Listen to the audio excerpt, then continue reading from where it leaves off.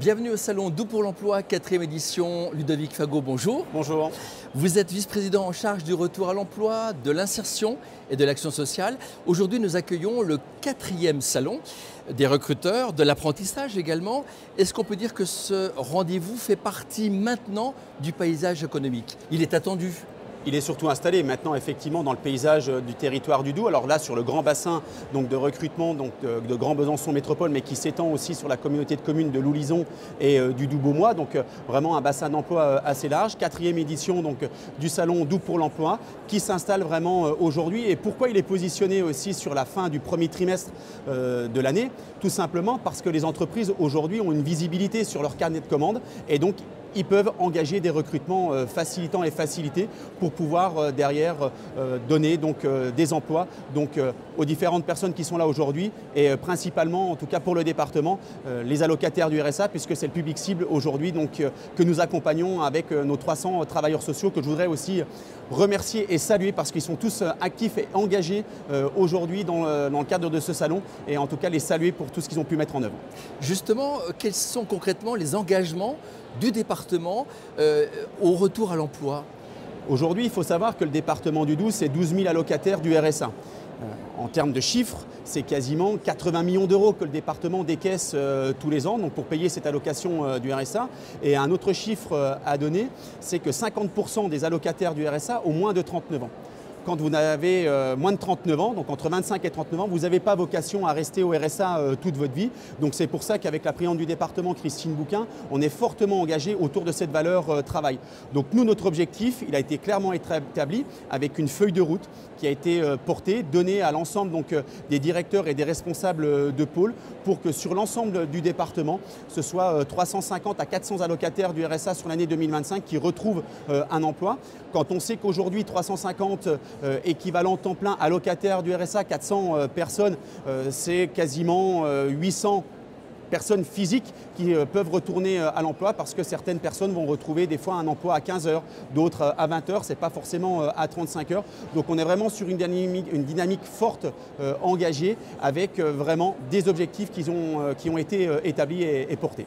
Quels sont les outils que vous mettez à disposition des bénéficiaires et puis est-ce que c'est efficace finalement?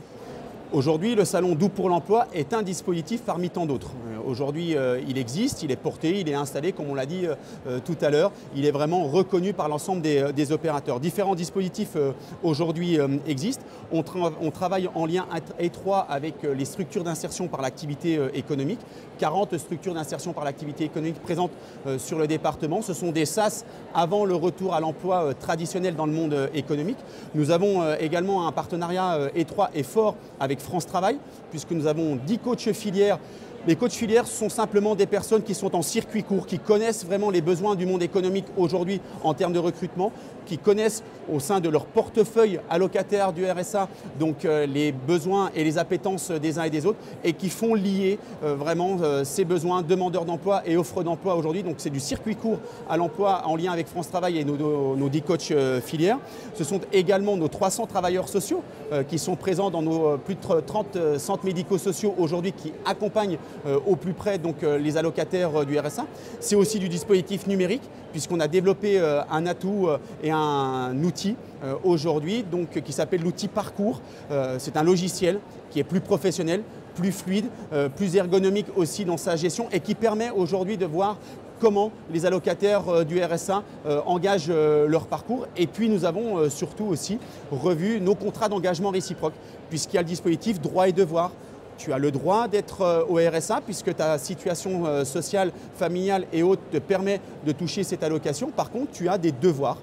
Et donc, dans les contrats d'engagement réciproque, nous avons des dispositifs avec de l'opérationnel très fort qui doivent être respectés donc, par les allocataires du RSA ou autrement, derrière, eh bien, nous avons les équipes pluridisciplinaires qui agissent parce que tu n'as pas respecté ton contrat d'engagement.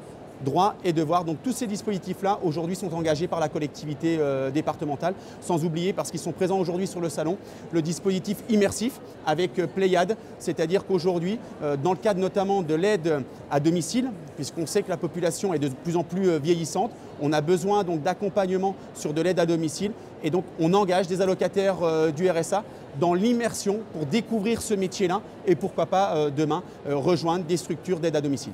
Ludovic Fagot, le numérique, l'intelligence artificielle transforme le monde, même le monde du travail. Comment le département du Doubs s'adapte justement à ces évolutions ? Alors sur l'intelligence artificielle, dernièrement au niveau national, porté par l'Assemblée des départements de France, il y a eu un grand colloque national autour de l'intelligence artificielle et comment cette intelligence artificielle pouvait venir accompagner les collectivités. On est en train de travailler vraiment sur cette démarche-là. Sur le numérique, comme je l'évoquais tout à l'heure, des dispositifs et des outils qui ont été portés, comme cet outil Parcours qui permet aujourd'hui aux professionnels de pouvoir avoir un suivi très proche et très précis du parcours qui a été engagé par la locataire du RSA.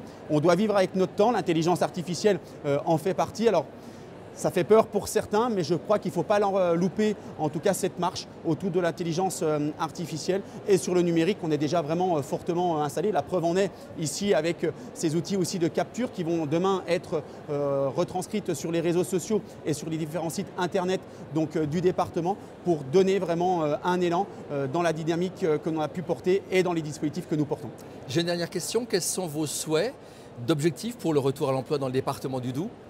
C'est de répondre en tout cas aux 136 entreprises qui sont présentes aujourd'hui sur le salon, mais plus généralement ce travail très étroit avec les branches professionnelles, avec les consulaires, parce qu'aujourd'hui moi je ne peux pas me résoudre de voir en bordure de route des banderoles, recrute mécanicien, recrute assistante sociale ou autre, alors que vous avez 12 000 allocataires du RSA et qu'il y a un nombre important de demandeurs d'emploi.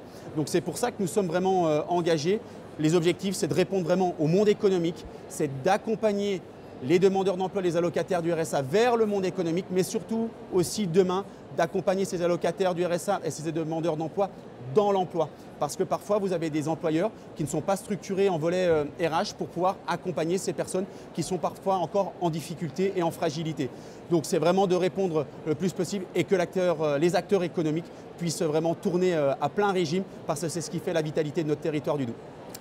Ludovic Fagot, je vous remercie. Merci à vous.